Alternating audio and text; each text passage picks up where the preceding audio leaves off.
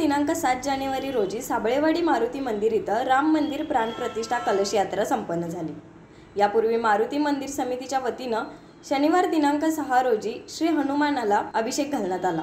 रविवारी सकाळी 9:15 वाजता कलश यात्रेला सुरुवात करण्यात आली।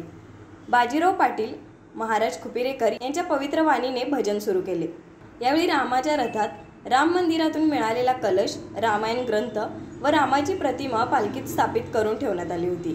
यावेळी पायी हळूहळू चला, मुखाने राम राम बोला हा जयघोष चालू होता।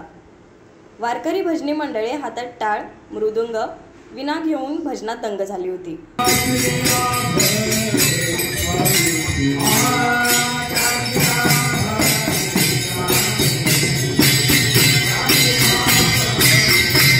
दुपारी 1 वाजता या कलश यात्रेचा सांगता समारंभ वारकऱ्यांच्या हरिभजनाने करण्यात आला।